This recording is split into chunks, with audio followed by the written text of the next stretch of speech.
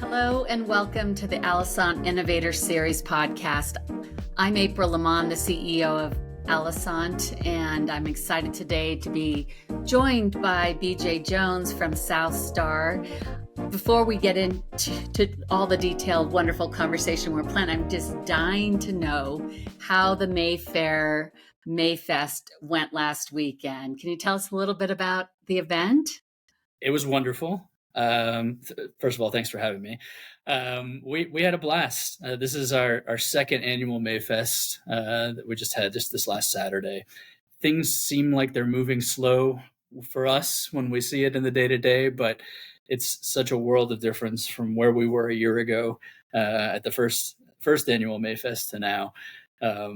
It was wonderful. I think we had almost 3,000 people, 2,500 to 3,000 people overall. And it's just, family fun, trampolines. We had our park open that has just been open for a couple of months, our first park at Mayfair. So there's a bike pump track there.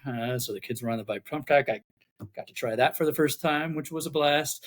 And then we have a disc golf, a frisbee golf course there also. So that was getting a lot of use and great weather up until the last 5 minutes. So it couldn't have worked out better. It was great. That's terrific. And you had a very special role in the announcement of the mascot. Tell us about that. Sure. Well, I'm somewhat sworn to secrecy, so anyone listening hopefully will not share. No, I'm just kidding. We have an elementary school there on site, and Mayfair Elementary is the name. And so just recently, it was decided that the Mayfair Mountain Lion, was going to be the mascot. So of course we had Mayfest coming up, and so we went out and got a mountain lion costume and a Mayfair Elementary T-shirt, and so we got to reveal the mascot live on stage, and I got to play a part in that role, which was great because afterwards we got to go around and do some of the the booths, and we had axe throwing that I got to do, and the disc golf and everything in costume, and tried not to scare too many kids, but it was a great time. That's awesome. Well, congratulations. I know that there was just a tremendous amount of work that went into creating this amazing day, and we were really proud to have it all decked out in your app, and I'm really glad you had a terrific turnout and a terrific day. Thank you. Yes, it was lots of positive vibes. It makes us proud to do what we do, for sure, on a day like that. Yeah, and it's such a great point about sometimes how slow time seems to move, and then all of a sudden, fast forward, you get to really revel in the progress, which is a great transition, I think, to talk a little bit about more about you. Let's just expand on you and as part of your introduction and your role at SouthStar. Yeah, no, absolutely. So currently I'm the CFO at SouthStar. I've been with SouthStar in its current form since 2012. I actually worked for a company called Blue Green Corporation in South Florida. We had a portfolio of assets. We were doing primarily land sales at Blue Green, retail land sales direct to the customer. And so we had communities all over Texas, Hill Country, but also Dallas-Fort Worth area. We had, I think, six golf courses in Georgia and North Carolina. Weathered through 2008 and survived out on the other side, but we were purchased by SouthStar, and I came along in that transition. I'm a computer engineer by trade, graduated with a computer engineering degree from school, and was originally doing a lot of tech design work for CRM systems and inventory and things like that, and sort of evolved, learned the business from that side of things, and ended up more and more in the operations and the finance and accounting side also, and eventually to where I am today. So it's been a wonderful journey, and not one that I would have predicted, that's for sure. Isn't that fun? Yeah. One of the things that you mentioned to me when we were preparing for today is how your work using Salesforce really shifted your thinking in terms of how to approach technology, from everything kind of being homegrown to really more platform based, that allowed you to scale your ideas more quickly. Can you embellish on that a bit? Yeah, absolutely. So at Blue Green, we were part of a larger corporate structure of which originally was 90% land sales and master plan community side, 10% on the timeshare side. And as I was there, we moved from 90-10 to about 10-90. So we were were a small enclave in a vast corporate structure, obviously that had accounting departments and legal departments and corporate IT and everything else. And so we were coming from a place where we were on a client server system that we had in our offices to run CRM, a custom design that was from that Blue Green corporate IT department.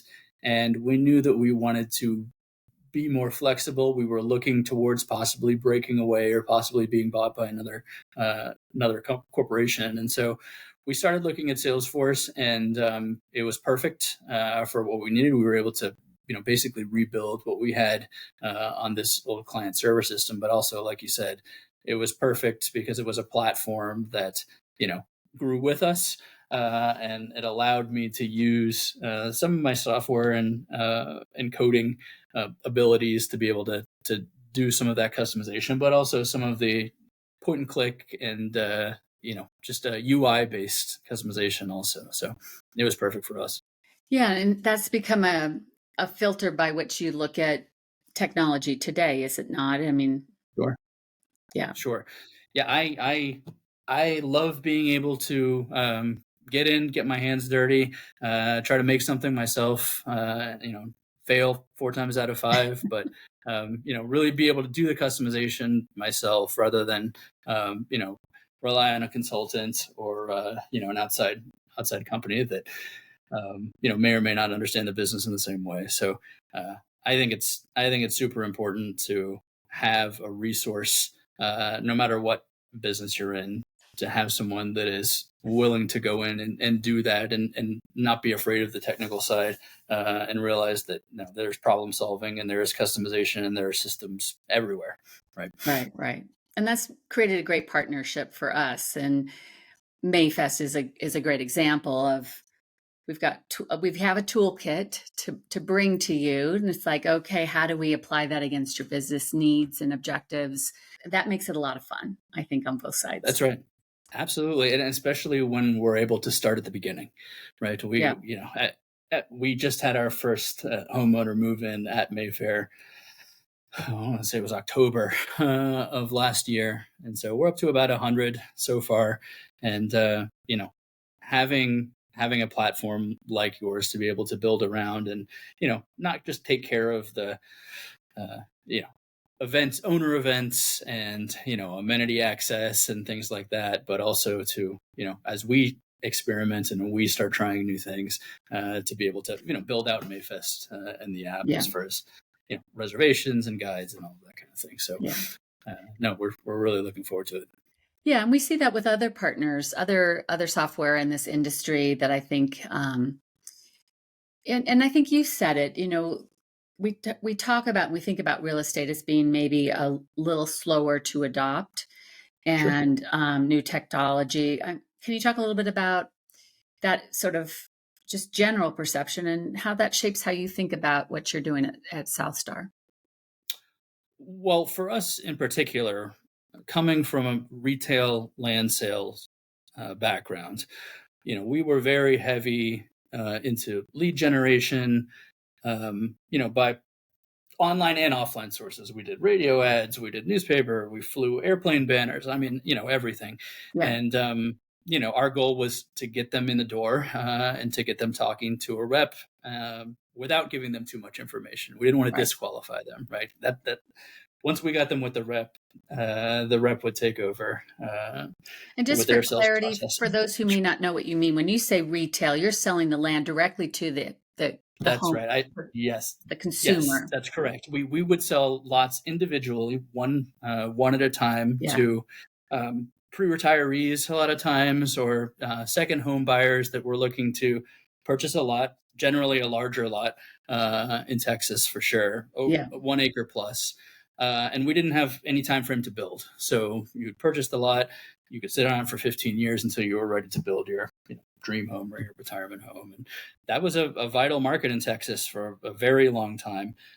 Has dried up more recently because you've got, I think, more savvy sellers, right? I mean, we used to be able to go out and assemble ranches fairly easily, but I think folks have a better idea of what land is worth, and particularly in Texas, where it seems like everyone's moving to Texas. So, and then you've got more sophisticated buyers too that are doing 90% of their shopping online. So we had to make a shift to say, look, if we're not going to provide them the information, we'll never get them in the door. Exactly. So, we obviously with, building out websites, and, with that comes inventory maps and, visual representations of events and, social. And we really had to shift our thinking, which, seems obvious now, but at the time it was not Right. the way things were done. That's for sure. Yeah. And so that really changes what you view your role to be, right? When you go from selling to individuals now, and I think you're talking about maybe Vintage Oaks as a example of that type of transactions, to now a Mayfair where you're selling lots to builders, and that's yet another evolution of how you go to market. Isn't that right?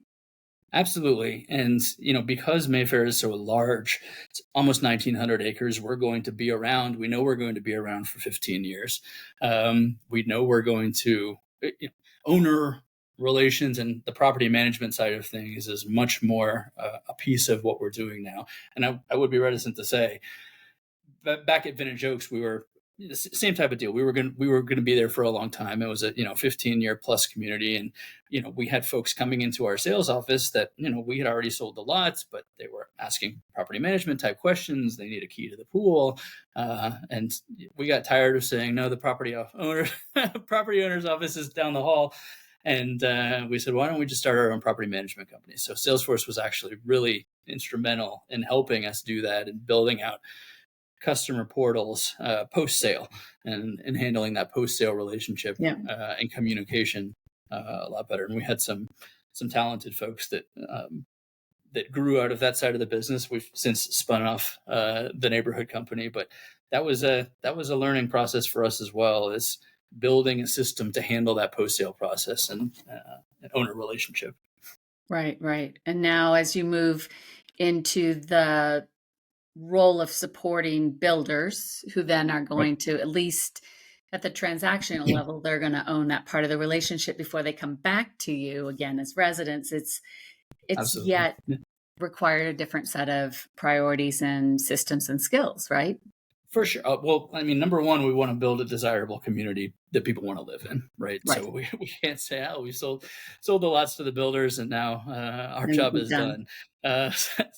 Certainly, we want to help the builders in their sales process in any way that we can, hands off and hands on, technologically wise or relationship wise. I think we do a pretty good job of both, actually. And so, we're trying to push builder sales, not just for, our own revenue and for our own, residential sales, but also because we're looking to drive commercial.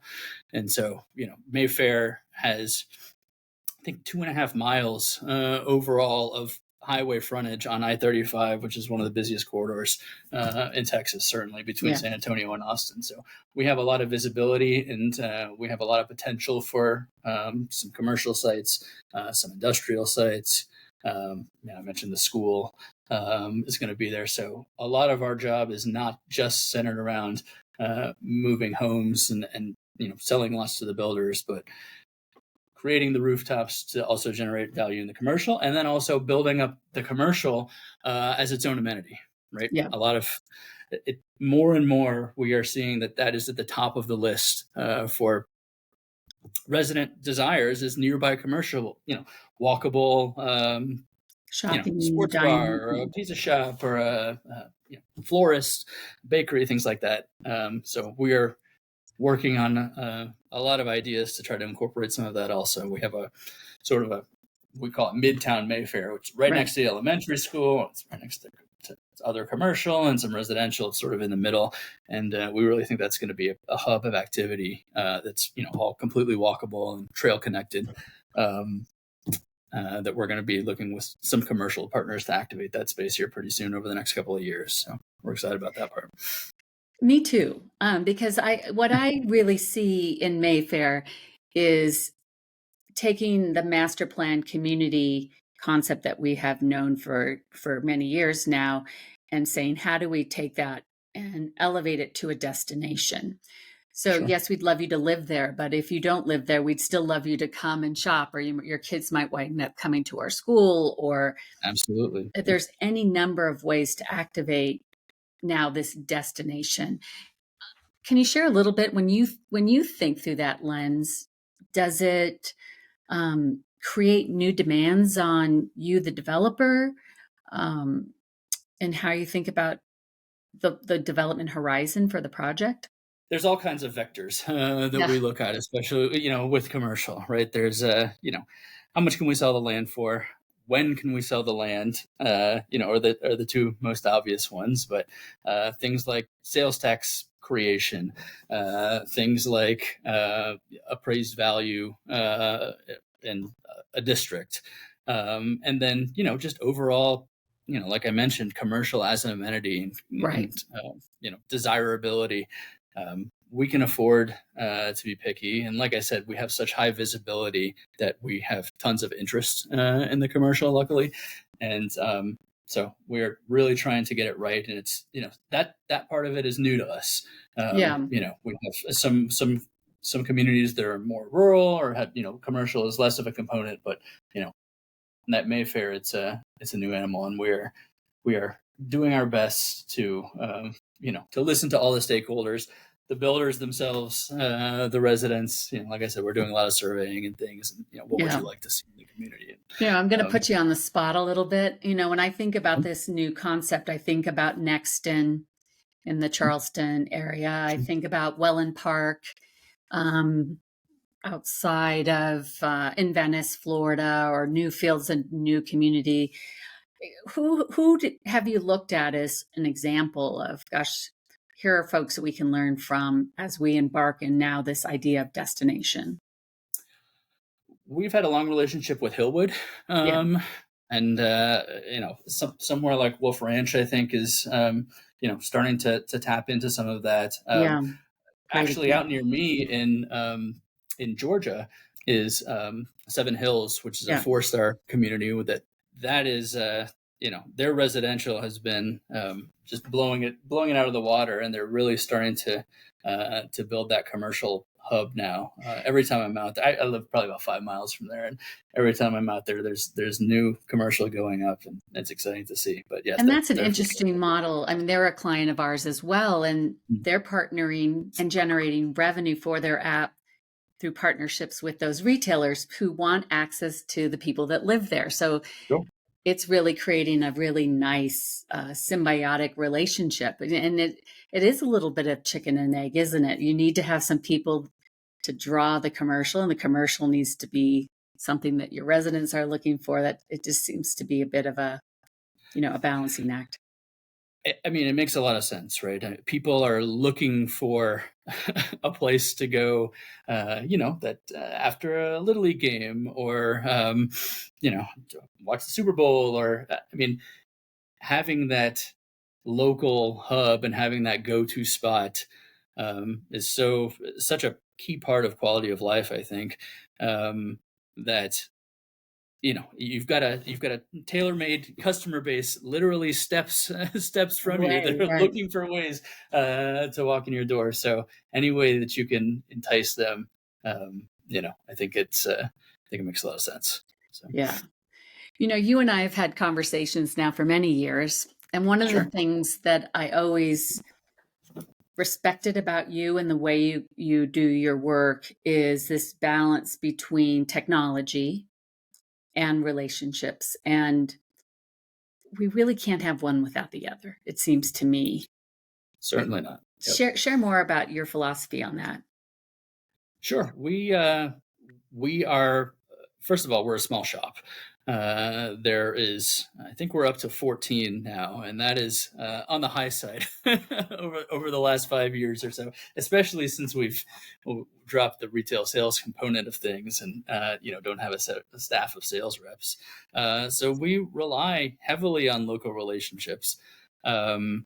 We work closely with the city of New Braunfels, city of San Antonio are the two largest ones, but also utility providers and neighbors and local businesses. And I think that is a strength of what we do, is to cultivate those local relationships. And we're also not afraid, I think, to get things moving early, and not hold out for every dollar.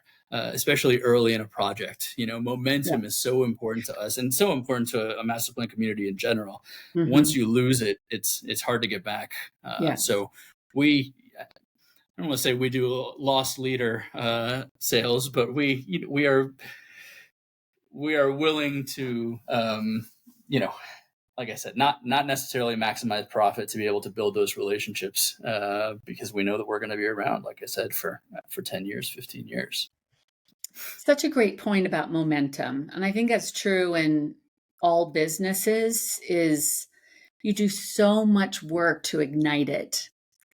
And there is a tendency to think like once it's going, it's like a body in motion, stays in motion, but it's not the case, is it?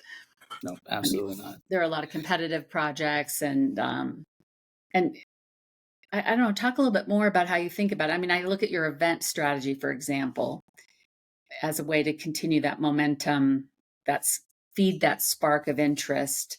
Share more about that, if you wouldn't mind. Sure. Well, going back to Vintage Oaks, we did, and I think we were actually one of the first to start doing this, but we had a local concert series that we did in a park that we had created. And there was a debate as to, well, we're spending this money. Is it generating leads, or, is it, again, more on the owner side of things and just, creating a community where people are going to want to live and stay. And I think Mayfest is sort of like that also. Obviously we're capturing leads, and, obviously I mentioned the high visibility of Mayfair and Mayfest in general, being right off the highway. Thousands of people saw what we were doing there, but it's more just the quality of the amenity package is so important, and events I think are a big part of that, honestly. Yeah. Now that you're working so much more with builders, particularly in this project, and I know you have other projects that are, heavily builder, driven partnerships. What are you hearing from your builders? How are they feeling in this market? What are they doing to stay responsive and maintain their momentum?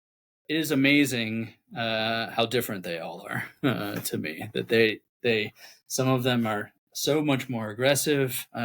Some of them, are more patient.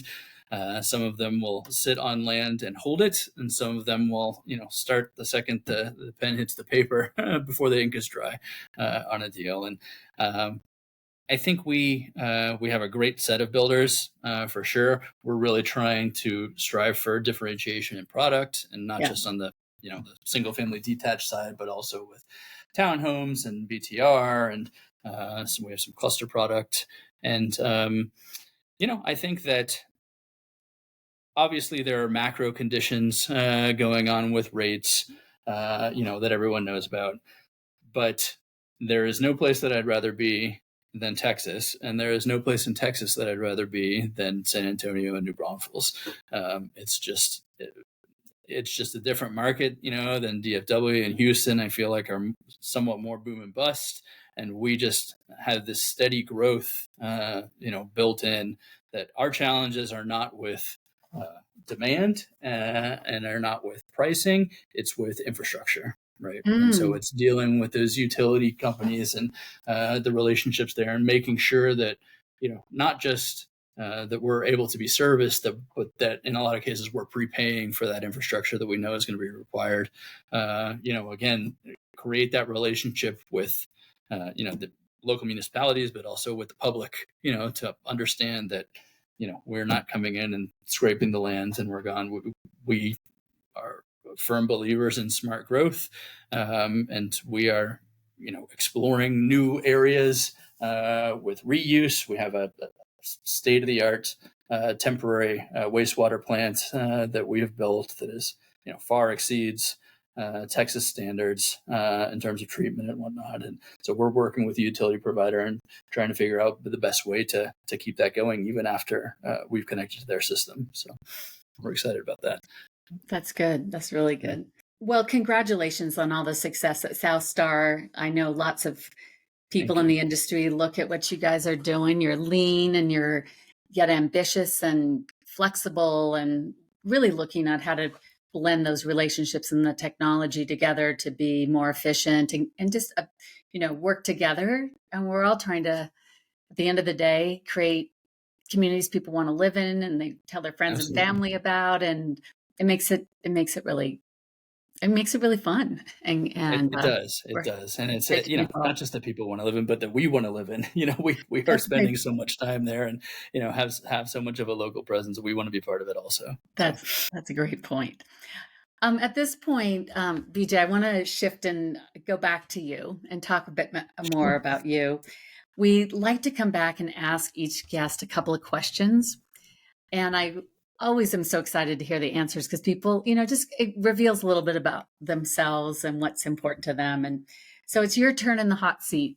The first question is around inspiration. I mean, we work in incredibly demanding fields with long time horizons to, like you said, it's hard to feel every day the progress you're making, but yet you still have to stay energized. You still have to stay inspired. What are those sources that you use to stay inspired, energized, and kind of on the top of your game? What are the things that you do? Well, first of all, professionally, I just want to say I have been incredibly blessed with a long series of just amazing mentors. Starting with my dad, to be quite honest. I worked for my father back in Blue Green, and coming out of school, I was a computer engineer and was high tech and looking for a job. He said, "Oh, why don't you come and see what this is about? We could use you." And I thought it was a 6-month type affair, and here we are 20 years later. But he he's a man of integrity, and he is patient, and I think that he genuinely cares about people, coworkers, and customers. So I would say he would be number one. And then now, working for Thad Rutherford, he's an unbelievable source of energy. He's not afraid of chasing a deal, and not afraid of putting himself out there for a deal, and that's inspiring. Someone that will put themselves out on the line. It makes it a joy. I think my skills and strengths complement his very well. So he's truly a pleasure to work with every day. Traveling, do you find yourself tapping into industry organizations? Well, I actually live in Georgia. I'm out in Texas all the time. So I do a lot of traveling, just to be where I need to be a couple times a month. I'm involved in some local organizations for sure. And some professional, and then, you mentioned the Salesforce environment. There's a whole ecosystem around that is easy to plug into, easy to get self-taught, and easy to connect with a lot of resources in that area. So for sure that too. Terrific. Yeah. The second question is maybe a little more contemplative. If you're like me, and I know that I'm a bit older than you are. I started my career before the internet. My laptop computer looked like a suitcase. And when I think back over the years, where I am now, the tools I have available to me, it's a lot has changed, yet a lot stays the same. And one of the questions I think is great to think back on is, given all that you know today and your experiences you've had, what advice would you go back and give your 25-year-old self? I think the most remarkable part about my career path is that I never knew exactly what it was that I wanted to do. I know that I liked problem solving. I know that I was into math and science and finance, and I think my number one advice would be, and this is applicable because this is where I was at 25. Don't be afraid to get involved in an industry that seems backwards or that seems slow to adopt or maybe not on the cutting edge of something, because there is optimization needed everywhere and there are Right. systems needed everywhere. And you can, scratch that part of your brain just about anywhere. And like I said, I think it's important to have someone like that truly in any organization that is, looking to innovate and looking to push the boundaries and try and fail, not be afraid to try and fail. Yeah. One of the things I'm going to kind of tease out of that is you knew the characteristics of things that you felt matched you. Right. And sometimes we think early in our career, well, we've got to just go right down this narrow lane because somewhere along the line, we heard we should go from A to B and then B to C and then C to D. Yep. Never really maybe taking a moment to pause, like, what is it that I really enjoy doing? Where is it that I really feel like I can make a difference? And it sounds like Absolutely. you really understood that about yourself early on and then stayed open-minded to where you might be able to apply those skills and desires. Yeah, I think so. Being open-minded is the key, and realizing that the only constant is change, and Yeah. you never know where a relationship, or a networking opportunity, or change of scenery, new city is going to take you, and don't be afraid to grab onto something, even though it's not the path you had laid out for yourself in your head. I think it's more often than not you're gonna bloom where you're planted.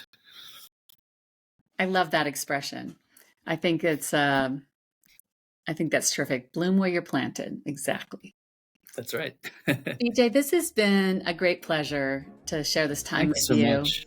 Congratulations on all of your success and SouthStar. I know Gretchen's doing just a killer job over at Vita. I mean, you guys are doing so many great projects and really making a difference in your markets. Appreciate it very much, and we're happy to have you all as a part of it, and looking forward to working together for a long time, and hopefully new communities we have down the line. So. Oh, that'd be awesome. Well, thanks again, and let's continue to grow together. Sounds good. Thank you, April. Thank you. This episode of the Alosant Innovator Series is brought to you by DataBridge AI from Alosant. DataBridge AI organizes your siloed system data into actionable customer profiles, providing valuable insights without costly data restructuring or APIs. You can learn more about DataBridge AI at alosant.com. Thanks for listening to this episode of the Alosant Innovator Series. Be sure to subscribe, follow, and rate the podcast, and learn more at alosant.com.